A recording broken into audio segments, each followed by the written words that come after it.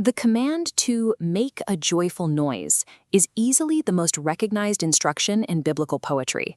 Read through Psalm 100, and the tone feels incredibly bright, like a cheerful suggestion for a good day. The text leans heavily into the imagery of effortless faith, like this peaceful shepherd watching his flock. Humanity is described without any heavy burdens. The author writes, "We are his people and the sheep of his pasture." That unbothered attitude extends to their worship. The command to enter his gates with thanksgiving conjures up a sunny, celebratory parade. But reading ancient gratitude strictly through this lens paints a picture of a naive faith. It makes the text look entirely disconnected from the grinding reality of human suffering. Turn a few pages back to Psalm 66, and the tone violently shifts. This specific joyful noise is actually written by a community recovering from a recent devastating catastrophe. They aren't peaceful sheep grazing in a field. Instead, they recount how the very God they are praising intentionally trapped them. The author writes, "You led us into the net." The psychological and physical toll of this testing is severe. The text explicitly states God laid burdens on our backs, applying a crushing weight to the community. Forget the green pastures. The author documents total humiliation, writing, "You let men ride over our heads. We went through fire and water." We have to reconcile a jarring contradiction. The community is actively commanding the earth to sing the glory of God's name mere moments after he orchestrated their absolute ruin. Ancient communities rarely based their trust on blind optimism. Their praise relied entirely on a concrete historical record of survival. Psalm 66 points to a very specific precedent. The author recalls an awesome deed where God turned the sea into dry land so their ancestors could escape on foot. Walking through a divided ocean demonstrated ultimate authority over the physical world. It proved he had the power to watch the nations and deliver his people when their odds of survival were zero.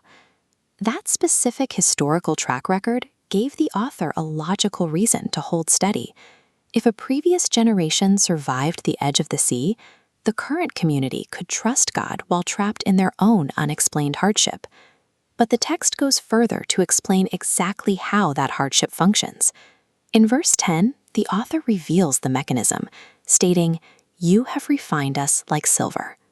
This diagram illustrates ancient silver metallurgy.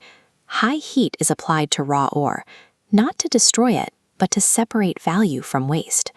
The author maps their trauma directly here. Fire, water, and burdens are the intense heat, a terrifying mechanism to purify the community. Which brings the text to a critical turning point in verse 12. After the brutal refinement concludes, the author writes, "But you brought us into abundance." The math is straightforward. The community achieves true abundance because of the fire, not by avoiding it. Once that abundance is reached, the survivor has an immediate physical obligation. They must physically enter the house of God to pay back what they promised. These promises were highly transactional.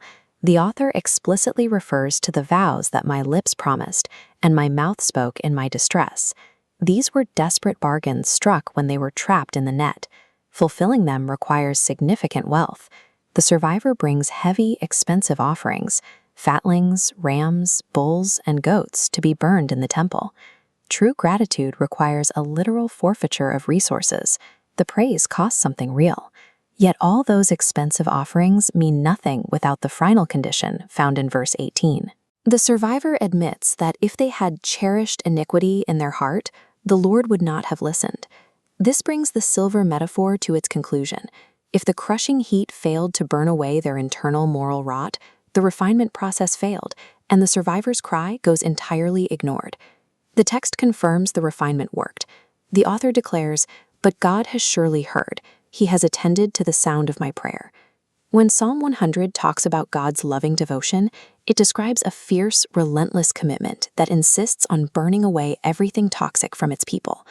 A joyful noise is the battered, breathless shout of a survivor standing on the other side of the fire.